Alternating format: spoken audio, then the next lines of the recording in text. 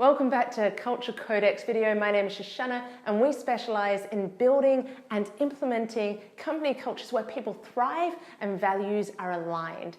In this video, we're going to be talking about how to be successful in a merger or acquisition. Many organizations look to mergers and acquisitions in order to grow and to continue to be relevant to their industry. However, there are incredible challenges on the table when you're trying to create a new environment for two organizations coming together, whether that is through acquisition or a merger. In this video, we're going to talk about some of those problems and how you can avoid them and be more successful. The first reason, and probably the major reason, that organizations fail in their mergers and acquisitions is because the headhunters who are making decisions up here forget that organizations are actually made up of hundreds, or maybe not hundreds, maybe they're thousands, maybe they're millions, maybe they're just 10 individual human beings. And with human beings come emotions, and with emotions that drives productivity and the relationship between the ideals and values of your organization, or the lack thereof. So the number one issue is that organizations actually forget that these are not robotic entities. You're not merging one piece of software with another. What you are doing is bringing two different communities together to try and create a new one. Now, those don't all have to take the same format. There are different styles of mergers and acquisitions, but this video isn't going to go into that. Check out some of our other videos if you want to see more on how to look at those. But in this one, we're going to talk about some of the big flaws.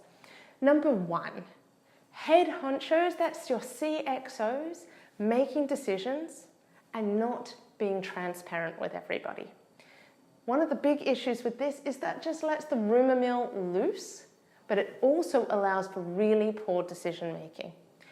One of the most fatal flaws on the table is that CXOs who have been involved in the merger or acquisition contracts haven't explained to HR why they're making that merger. What is it that they're trying to bring from one space into another, and how they need to make that relevant and accommodated for. Because HR has the magnificently challenging job of making these two groups of people now work together well. And without understanding what it is they're trying to preserve, they often trample on the very thing that they're trying to acquire. So the number one thing is HR needs to have transparency with the CXOs. They need to understand why and what they're protecting. Number two, with change comes human emotion. People are fearful of what they don't know. And like when you have a child, there are visions of what that child's going to grow up to be. It's the same with a company. People have joined a company with a version of what that company is going to grow up to be, what that future is going to be, and what their role is in that. However, with a merger or an acquisition, people are unsure of so many different elements about their job and about the future of this entity. And it might not even just be about the job, it might be consumers or stakeholders, but that lack of time and consideration in regards to mourning what their idea was and adjusting to new realities and engaging with new realities. I often say one of the biggest missed opportunities is the run-up, the pre-engagement that needs to happen with a cultural shift. So ensuring that you're accounting for human emotion and engagement with the reality that people are actually experiencing is the second most important thing with a cultural merge or acquisition.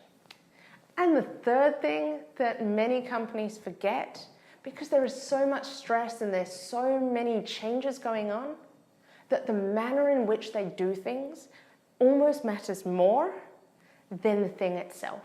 If you do need to make redundancies, then you need to be accounting for the way you do that. How is it going to be perceived? Are you being generous with it? It might be that you have to be quite harsh with the action, but whether or not you do it with a level of consideration for human feeling, and you get people who are gentle enough to explain to you where the intricacies of those relationships are, is going to make a very big difference to how those changes are perceived.